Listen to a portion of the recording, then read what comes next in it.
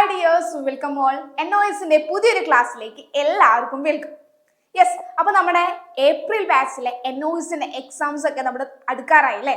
നമുക്ക് ഒരുപാട് കാര്യങ്ങൾ പഠിക്കാനുണ്ട്. സോ അതിലെ നിങ്ങളെ ഹെൽപ്പ് ചെയ്യുന്ന ഒരു 10 ക്വസ്റ്റ്യനുമായിട്ടാണ് മിസ് നിങ്ങളുടെ മുന്നിലേക്ക് വന്നിട്ടുള്ളത്. നമ്മുടെ എക്സാം NOS സൂപ്പർ 30 പ്രൊഡിക്ഷൻ ക്ലാസ്സുകളൊക്കെ 1 by 1 ആയിട്ട് നിങ്ങളുടെ ചാനലിൽ അപ്ലോഡ് ചെയ്തുകൊണ്ടിരിക്കുകയാണ്. അപ്പൊ അതില് മിസ് ഇന്ന് വന്നിട്ടുള്ളത് നിങ്ങളുടെ സോഷ്യോളജി NOSന്റെ 12th സോഷ്യോളജിയുടെ ഇമ്പോർട്ടൻ്റ് ആയിട്ടുള്ള 10 ക്വസ്റ്റ്യൻസും അതുപോലെ അതിന്റെ ആൻസേഴ്സുമായിട്ടാണ്.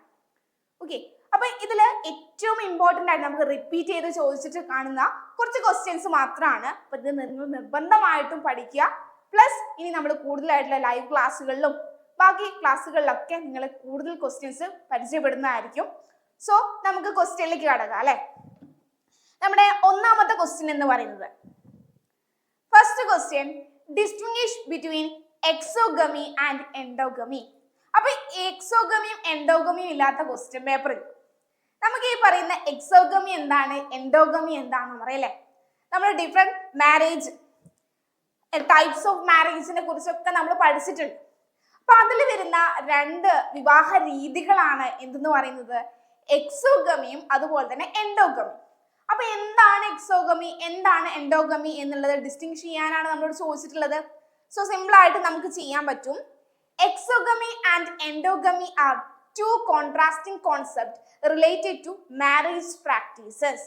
മാരേജ് പ്രാക്ടീസുമായിട്ട് റിലേറ്റ് ചെയ്തിട്ടുള്ള 2 ടേംസ് ആണ് എക്സോഗമിയും എൻഡോഗമിയും. Exogamy refers to the practice of marrying outside one's social groups, while endogamy refers to practice of marrying within one's social groups. അപ്പോൾ ഒറ്റ സെന്റൻസിൽ എന്താണെന്ന് പറഞ്ഞിരിക്കുകയാണ്. അപ്പൊ നമുക്കൊന്ന് ഡീറ്റെയിൽ ആയിട്ട് നോക്കാം. എക്സോഗമി എന്ന് പറയുമ്പോൾ അവിടെ this practice involve marrying someone who is not a member of our clan.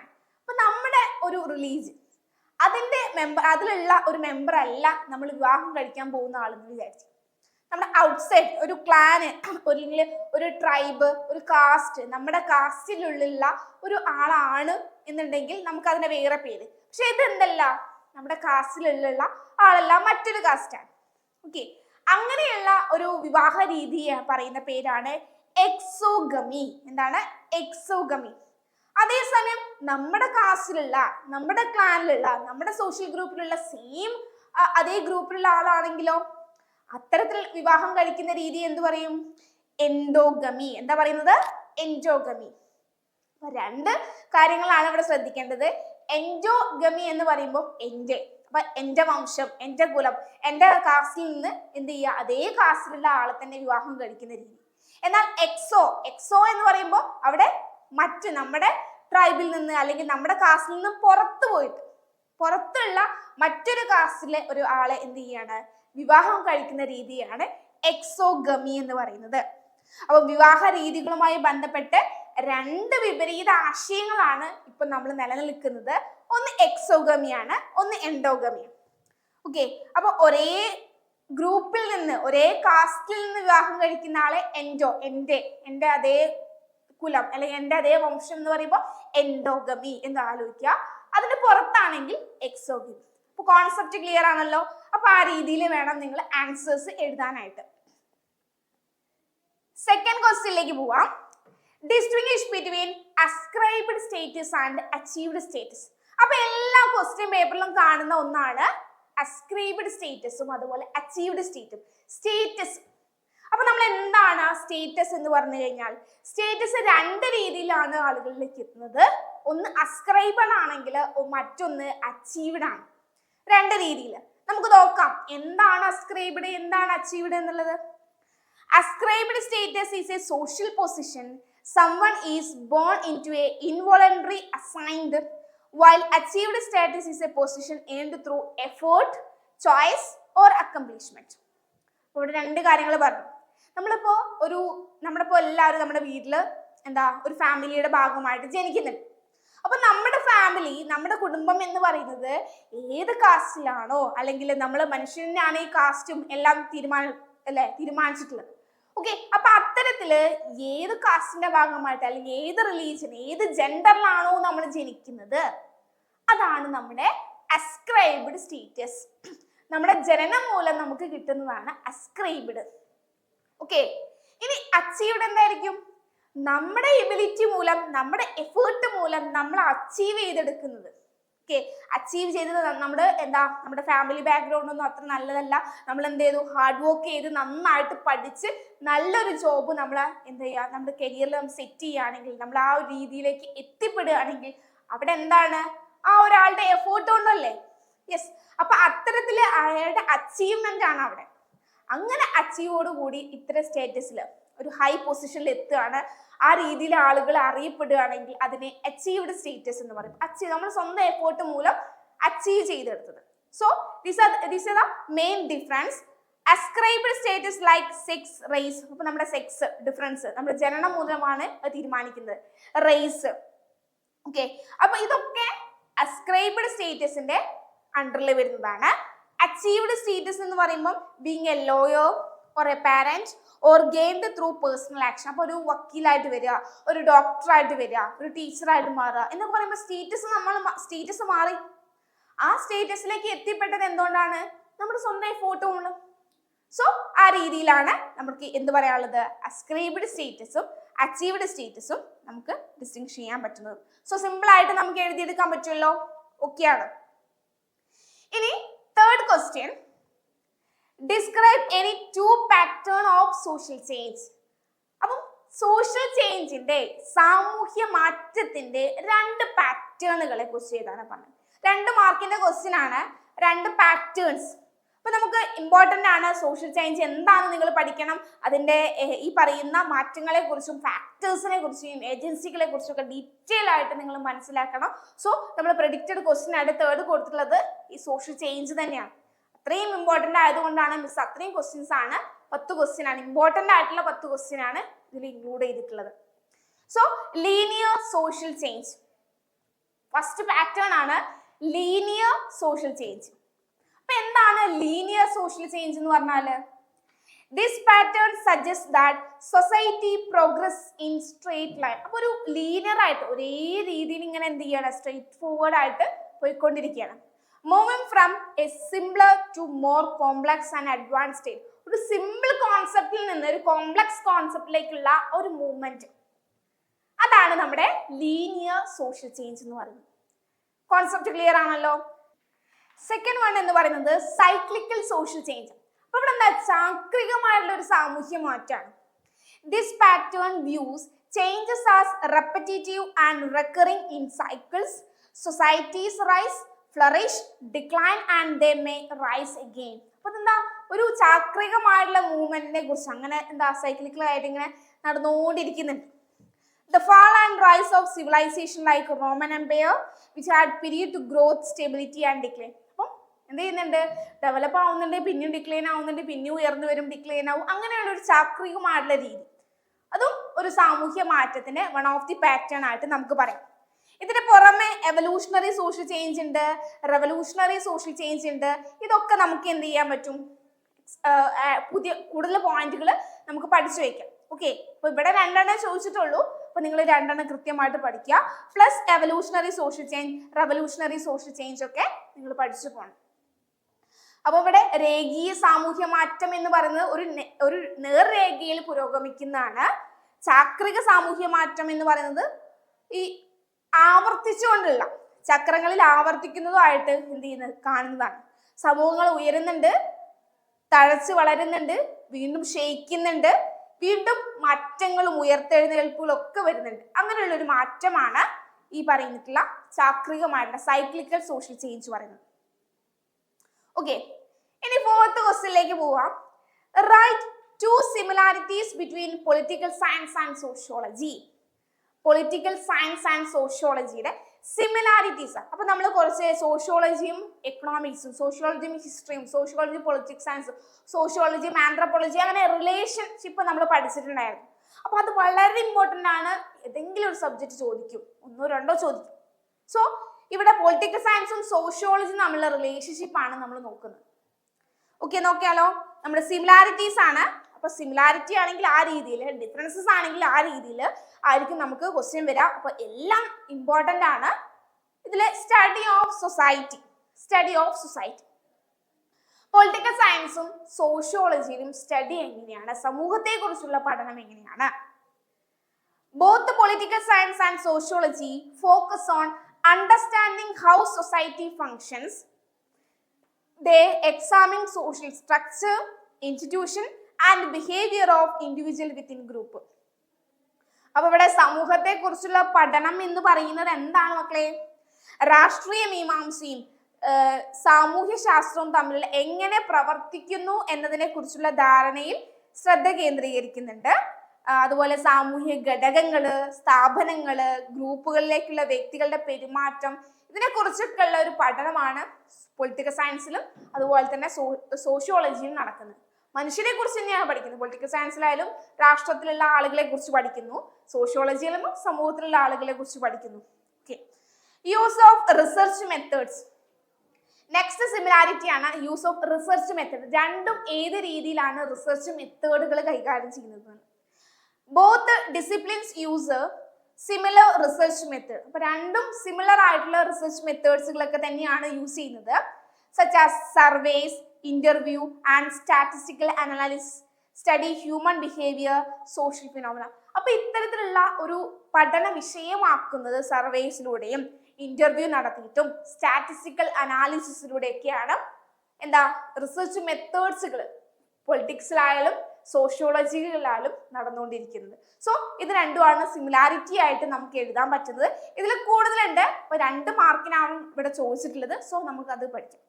Okay ആണല്ലോ? അപ്പൊ വളരെ ഇമ്പോർട്ടന്റ് ആയിട്ടുള്ള ഏരിയ ആണ്, നിങ്ങൾ കൃത്യമായിട്ട് പഠിച്ചു പോവാ. ഇനി നമ്മുടെ 5th ക്വസ്റ്റ്യൻ എന്ന് പറയുന്നത് differentiate between primary and secondary groups. Primary and secondary groups ആണ്. അപ്പൊ നമുക്ക് പ്രൈമറി ഗ്രൂപ്പ് എന്താണെന്ന് മനസ്സിലാക്കണം, അതുപോലെ സെക്കൻഡറി ഗ്രൂപ്പ് എന്താണെന്നും അറിയണം. ഓക്കെ, പ്രൈമറി എന്ന് പറയുമ്പോൾ പൊതുവെ സ്മാൾ ആയിരിക്കും, ചെറിയൊരു. സെക്കൻഡറി എന്ന് പറയുമ്പോൾ കുറച്ചും കൂടി ലാർജ് ആയിരിക്കും. അപ്പൊ ഇവിടെ ഈ പ്രൈമറി ഗ്രൂപ്പിനെയും സെക്കൻഡറി ഗ്രൂപ്പിനെയും കുറച്ച് ഫീച്ചേഴ്സ് ഒക്കെ കൊടുത്തിട്ടുള്ള ഒരു ടേബിൾ കൊടുത്തിട്ടുണ്ട്. അപ്പൊ ഈ ടേബിൾ ഫോർമാറ്റിലല്ല നിങ്ങൾ എഴുതേണ്ടത്, ആ രീതിയിൽ എക്സ്പ്ലെയിൻ ചെയ്തിട്ട് ഇതിലുള്ള പോയിന്റും കൂടി ഇൻക്ലൂഡ് ചെയ്തിട്ട് എക്സ്പ്ലെയിൻ ചെയ്തിട്ട് എഴുതാം. ഓക്കെ, ഇപ്പൊ ഈ ടേബിൾ കണ്ടു കഴിഞ്ഞാൽ നിങ്ങൾക്ക് ഏകദേശമായൊരു ഐഡിയ കിട്ടും എങ്ങനെ എഴുതണം, എന്തൊക്കെ പോയിന്റ് ഇൻക്ലൂഡ് ചെയ്യണം എന്നുള്ള കാര്യം. സോ വളരെ ഇമ്പോർട്ടന്റ് ആണ് primary groups and secondary groups. Primary group എന്ന് പറയുമ്പോൾ small social groups with close personal and enduring relationship. അപ്പൊ അവിടെ സ്മാൾ ആണ്. എന്നാൽ സെക്കൻഡറിയോ അവിടെ ലാർജർ ആണ്. These are the main difference. Impersonal groups based on specific goals or activities. Specific goals or activity focus ചെയ്തിട്ടാണ്. ഇതിന്റെ നേച്ചർ ഓഫ് റിലേഷൻഷിപ്പ് എങ്ങനെയാ? Personal, emotional and long lasting. എന്താണ് പ്രൈമറി ഗ്രൂപ്പ്? പേഴ്സണൽ ആണ്, emotionally long lasting, നീണ്ടു നിൽക്കുന്ന ഒന്നാണ് small group primary ഗ്രൂപ്പ്സിന്റെ റിലേഷൻഷിപ്പിന്റെ nature എന്ന് പറയുന്നത്. അതേസമയം സെക്കൻഡറി ആണെങ്കിലോ formal, task oriented and temporary. എന്താണ്? ടാസ്ക് ഓറിയന്റഡ് ആണ്, ഫോർമൽ ആണ്, പക്ഷെ ടെമ്പററി കൂടിയാണ്. സോ അതാണ് ഡിഫറൻറ്റ് വരുന്നത്. എക്സാമ്പിൾസും പഠിച്ചു വെക്കുക. പ്രൈമറി, ക്ലോസ് ഫ്രണ്ട്സ്, ഇതൊക്കെ നമ്മുടെ പ്രൈമറി ഗ്രൂപ്പ്സിന് എക്സാമ്പിൾ ആണ്. Work place, political parties, school idea, ഇതൊക്കെ സെക്കൻഡറി ഗ്രൂപ്പ്സിന് എക്സാമ്പിൾ ആണ്. ഇനി purpose, emotional support, socialization, identity, ഇതൊക്കെ പ്രൈമറി ഗ്രൂപ്പ്സിന്റെ പേർപ്പസ് ആണ്. അതുപോലെ achieving a specific object or task എന്നുള്ളതാണ് സെക്കൻഡറി ഗ്രൂപ്പിന്റെ എന്തായിട്ട് വരുന്നത്? പർപ്പസ് ആയിട്ട് വരുന്നത്. പിന്നെ സൈസ് എന്ന് പറയുന്നത് യൂഷ്വലി സ്മാൾ ആണ്, നമ്മൾ തുടക്കത്തിൽ പറഞ്ഞത് ലാർജ് ആണ് എന്നുള്ളത്. പിന്നെ ഇന്ററാക്ഷൻ, ഫേസ് ടു ഫേസ്, അതുപോലെ limited role based, often indirect ആണ് നമ്മുടെ സെക്കൻഡറി ഗ്രൂപ്പിൽ വരുന്നത്. അപ്പൊ ഇത്തരത്തിലുള്ള പോയിന്റ് എത്ര മാർക്കിനാണോ നമ്മളോട് ചോദിക്കുന്നത്, ചിലപ്പം 2 മാർക്കിന് ചോദിക്കാം, 3 മാർക്കിന് ചോദിക്കാം, 6 മാർക്കിനൊക്കെ ചോദിക്കാം. അപ്പൊ ആ രീതിക്ക് അനുസരിച്ച് നിങ്ങൾ പോയിന്റുകൾ കൂടുതൽ അഡീഷണൽ ആയിട്ട് ആഡ് ചെയ്ത് കൊടുക്കാം. ഓക്കെ, അപ്പൊ ഇതിൽ തന്നെ നമുക്ക് കുറച്ച് പോയിന്റുകൾ, ഒരു 6ഓളം പോയിന്റുകൾ 7ഓളം പോയിന്റുകൾ ഇതിലുണ്ട്.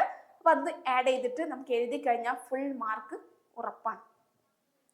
ഓക്കെ, 5 ക്വസ്റ്റ്യൻസ് ക്ലിയർ ആയി. ഇനി നമുക്ക് ബാക്കിയുള്ളത് 5 ക്വസ്റ്റ്യൻ കൂടിയാ. 6th ക്വസ്റ്റ്യൻ നോക്കാം.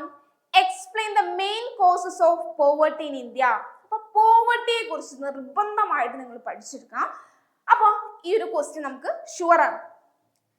Causes of poverty in India. അപ്പൊ ഈ നമ്മുടെ രാജ്യത്തെ ഈ പറയുന്ന പോവർട്ടിയുടെ കാരണം, കോസസ് ആണ് ചോദിച്ചത്. അപ്പൊ എന്തൊക്കെയാണ് കാരണങ്ങള്? പല കാരണങ്ങൾ പറയുന്നുണ്ട്. ഒന്ന് പറയുന്നത് പോപ്പുലേഷൻ ഗ്രോത്ത്.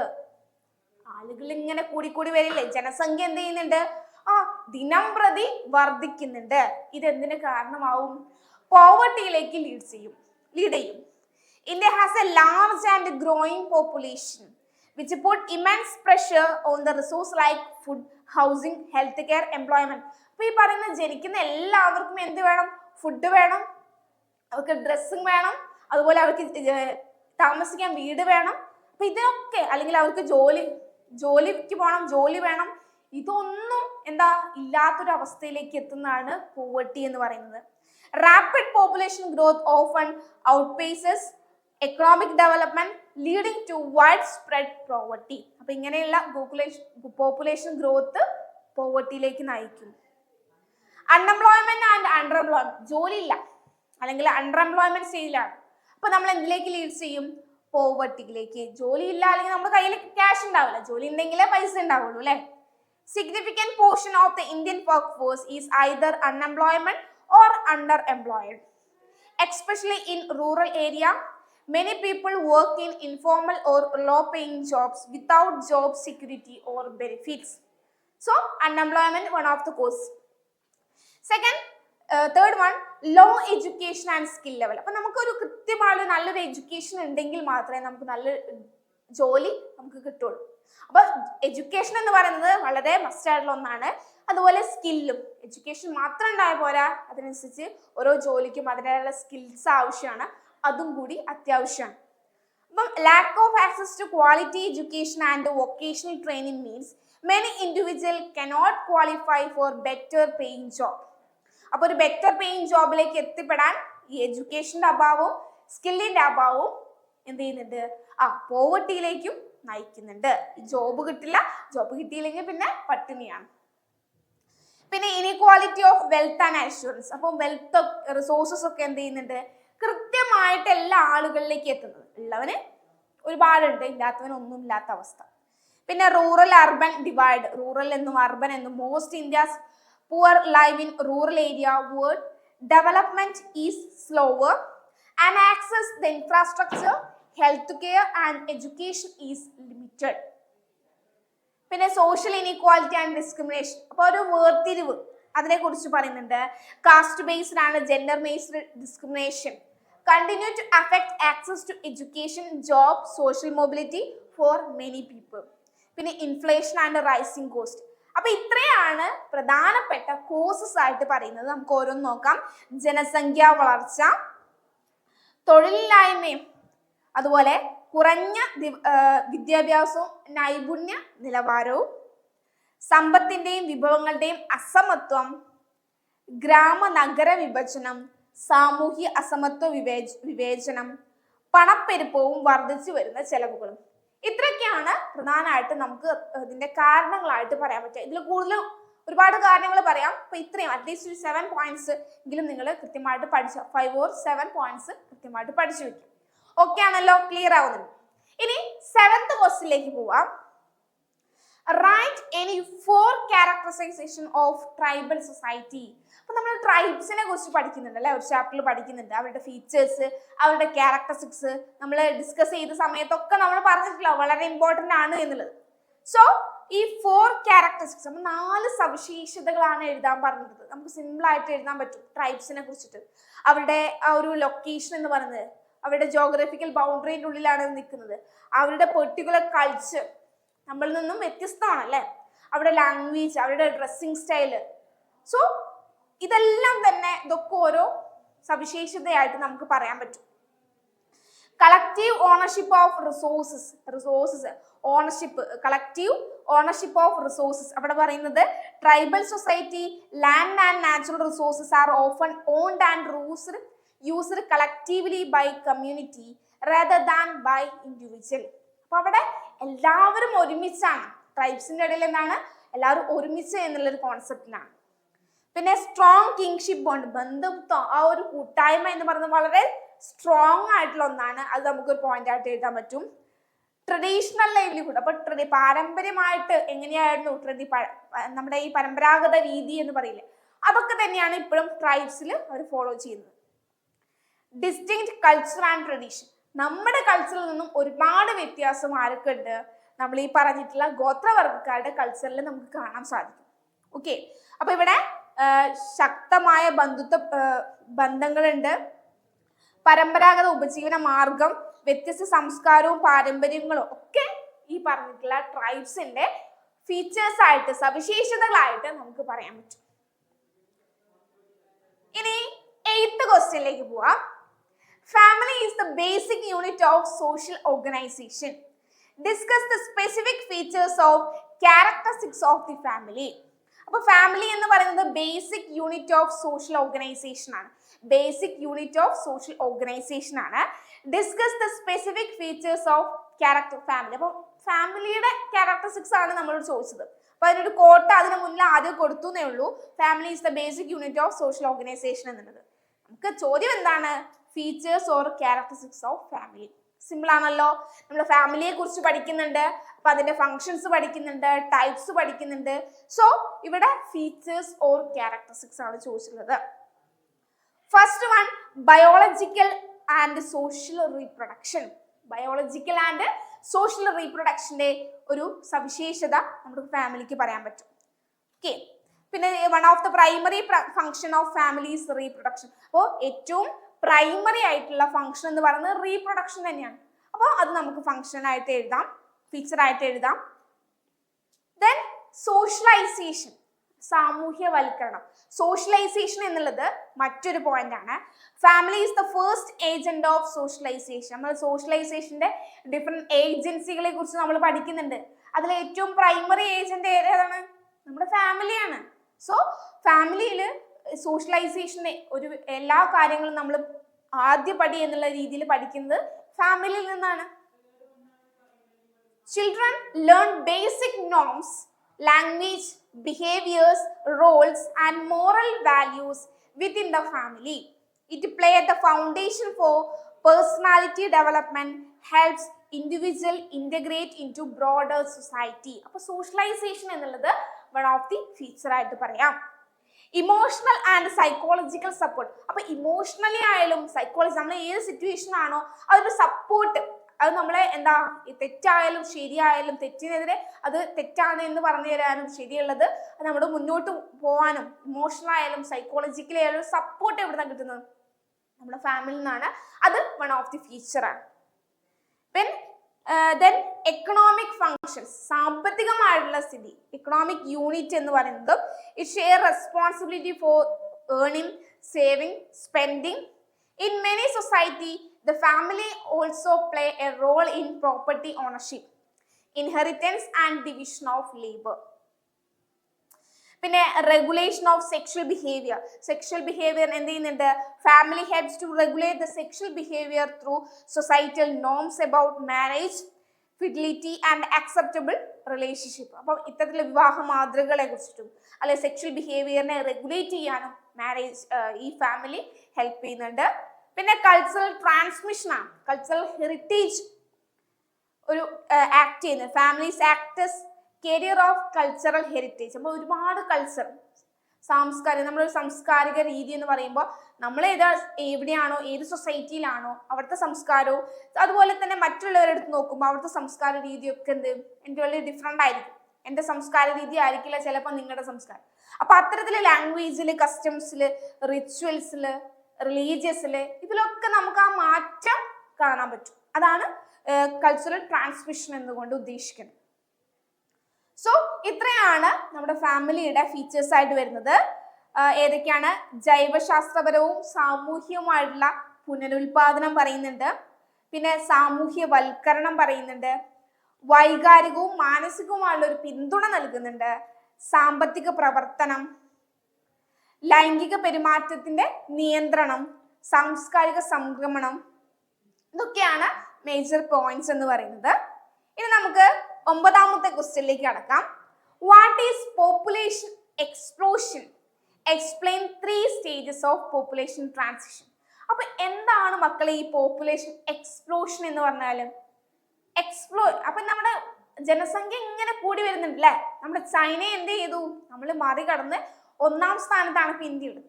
അപ്പൊ ഇങ്ങനെ എക്സ്പ്ലോഷൻ സംഭവിക്കുമ്പോൾ എന്തെങ്കിലും നമ്മുടെ സമൂഹത്തിന് എന്തെങ്കിലും പ്രശ്നങ്ങളുണ്ടോ? ഇതിന്റെ അതുപോലെ എന്താണ് പോപ്പുലേഷൻ എക്സ്പ്ലോഷൻ എന്നുള്ളത് ഡിഫൈൻ ചെയ്യാം. അതിന്റെ കൂടെ തന്നെ 3 stages of population transition. Population ട്രാൻസിഷന്റെ 3 സ്റ്റേജസുമാണ് വളരെ ഇമ്പോർട്ടൻ്റ് ആയിട്ട് വരുന്നത്.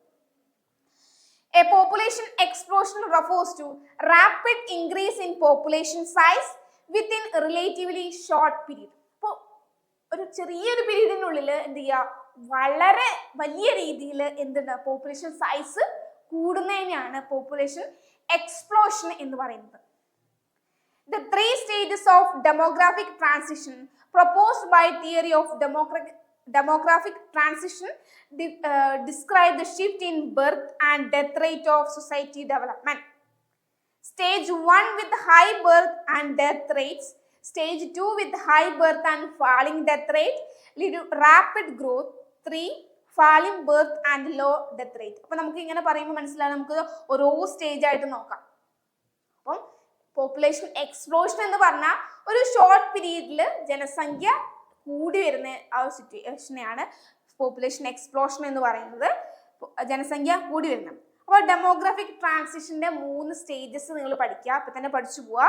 High stationary phase, early expanding phase, late expanding phase. 3 phase ആണ്. High stationary phase, early expanding phase, late expanding phase. ഇങ്ങനെ 3 ഫേസുകളാണ് എവിടെയുള്ളത്? നമ്മുടെ ഡെമോഗ്രാഫിക് ട്രാൻസിഷന് ഉള്ള 3 ഫേസുകൾ എന്ന് പറയുന്നത്. ഓക്കെ, അപ്പൊ ജനസംഖ്യ വിസ്ഫോടനം എന്നത് താരതമ്യേന കുറഞ്ഞ കാലയളവിൽ ജനസംഖ്യാ വലുപ്പത്തിൽ ഉണ്ടാവുന്ന ദ്രുതഗതിയിലുള്ള വർധനവിനെയാണ് സൂചിപ്പിക്കുന്നത്. അപ്പൊ നമുക്ക് ലാസ്റ്റ് ക്വസ്റ്റ്യനിലേക്ക് കടക്കാം. അപ്പൊ നമ്മുടെ എക്സാമിന് ഏറ്റവും ഇമ്പോർട്ടന്റ് ആയിട്ട് വരുന്ന 10 ക്വസ്റ്റ്യൻസ് ആണ് ഈ വീഡിയോയിൽ ഇൻക്ലൂഡ് ചെയ്തിട്ടുള്ളത്.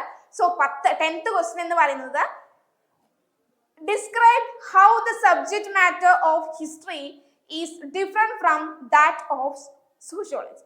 അപ്പൊ നമ്മൾ റിലേഷൻഷിപ്പിനെ കുറിച്ച് പഠിച്ചിട്ടുണ്ടായിരുന്നില്ലേ 2nd ചാപ്റ്ററിൽ.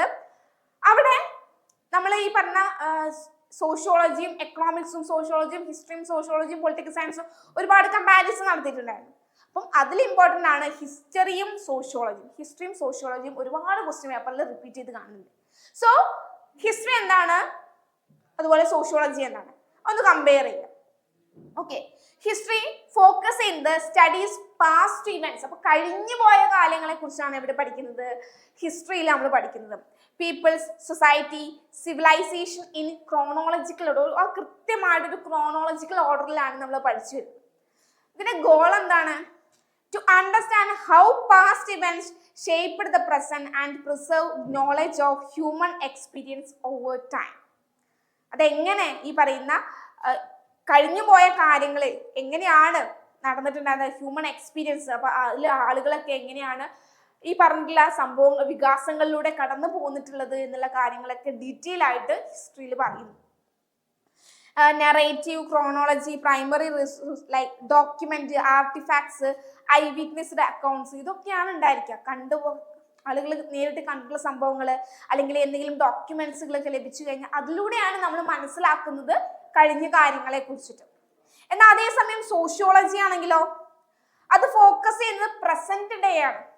Present day of human society, ഇപ്പമുള്ള മനുഷ്യരുടെ എങ്ങനെയാണ് present day, social behaviour, institution, interactions, to understand how society functions and how people relate to one another with the different structures. ഇപ്പോൾ നമ്മുടെ ഫാമിലി, എഡ്യൂക്കേഷൻ, റിലീജിയൻ, ഇതൊക്കെ ആയിക്കോട്ടെ, ആളുകൾ എങ്ങനെയാണ് പെരുമാറുന്നത്, ഫാമിലിയിൽ എങ്ങനെയാണ്, ഓരോരുത്തരുടെ എഡ്യൂക്കേഷൻ എങ്ങനെയാണ്, റിലീജിയന്റെ പ്രത്യേകതകൾ എന്ത്, ഇതൊക്കെ നമ്മൾ പറഞ്ഞു. ഇതൊക്കെയാണ് സോഷ്യോളജിയിൽ നമ്മൾ പഠിക്കുന്നത്. Scientific methods, theory, survey, interview, ഇതിലൂടെയൊക്കെയാണ് സോഷ്യോളജിയെ അപ്രോച്ച് ചെയ്യുന്നത്. അപ്പോൾ ഒരുപാട് സയന്റിഫിക് മെത്തേഡുകൾ, തിയറീസുകൾ കണ്ടക്ട് ചെയ്യും, സർവേസ് കണ്ടക്ട് ചെയ്യും, ഇന്റർവ്യൂകൾ നടത്തിയിട്ടൊക്കെയാണ് പ്രസന്റ് ഡേ ഹ്യൂമൻ സൊസൈറ്റിയെ കുറിച്ചുള്ള ഒരു പഠനം നമ്മൾ നടത്തുന്നത്. ഓക്കെ, അപ്പൊ ചരിത്രവും അതുപോലെ സാമൂഹ്യ ശാസ്ത്രം. സോ ഇത്രയുമാണ് നമ്മുടെ ഈ ഒരു സെക്ഷനിൽ നമുക്ക് ഡിസ്കസ് ചെയ്യാനുണ്ടായിരുന്നത്. നമ്മൾ ഇന്ന് ഒരു 10 ക്വസ്റ്റ്യൻ നമ്മുടെ ഏപ്രിൽ ബാച്ചിന്റെ നമ്മുടെ സൂപ്പർ പ്രഡിക്ഷൻ ക്ലാസ്സുകൾ, സീരീസുകളാണ് ഇപ്പൊ നടന്നുകൊണ്ടിരിക്കുന്നത്. ഒരുപാട് സബ്ജക്റ്റുകളുടെ ഓൾറെഡി നമ്മുടെ ചാനലിൽ അപ്ലോഡ് ചെയ്തിട്ടുണ്ട്. അപ്പൊ നിങ്ങൾ ഈ കാണുന്ന 10 ക്വസ്റ്റ്യൻ, വളരെ ഇമ്പോർട്ടൻ്റ് ആയിട്ടുള്ള 10 ക്വസ്റ്റ്യൻസ് ആണ് നിങ്ങൾ പഠിക്കേണ്ടത്. ഇത് മാത്രം പഠിച്ചാൽ മതി എന്നല്ല, ഇതിൻ്റെ അപ്പുറത്തേക്ക് നമ്മൾ ഇനി ലൈവ് ക്ലാസ്സുകൾ ചെയ്യും. അതിലൊക്കെ ഒരുപാട് ക്വസ്റ്റ്യൻസ് നമ്മൾ ഫോക്കസ് ചെയ്യുന്നതാണ്, ഇമ്പോർട്ടൻ്റ് ആയി ഡിസ്കസ് ചെയ്യുന്നതാണ്. സോ ആ കാര്യങ്ങളൊക്കെ പഠിച്ചു കഴിഞ്ഞാൽ നിങ്ങൾക്ക് നല്ലൊരു സ്കോർ ഈ പറയുന്ന എക്സാമിന് നമുക്ക് നേടാൻ പറ്റും. സോഷ്യോളജിയിൽ നമുക്ക് നല്ല മാർക്ക് വാങ്ങി പാസ്സാവാൻ പറ്റും. അതിനു വേണ്ടിയുള്ള നിങ്ങൾക്ക് ഹെൽപ്ഫുൾ ആയിട്ടുള്ള രീതിയിലുള്ള ചാനൽ ഈ പറയുന്ന വീഡിയോസുകളാണ് നിങ്ങൾക്ക് വേണ്ടി നൽകിക്കൊണ്ടിരിക്കുന്നത്. അപ്പോൾ എല്ലാവരും സപ്പോർട്ട് ചെയ്യുക, ഈ ക്ലാസ്സുകളൊക്കെ നന്നായിട്ട് കാണുക, ഫ്രണ്ട്സിന് ഷെയർ ചെയ്ത് കൊടുക്കുക, കൃത്യമായിട്ട് പഠിച്ചു പോവുക. സോ എല്ലാവർക്കും all the best. Thank you all.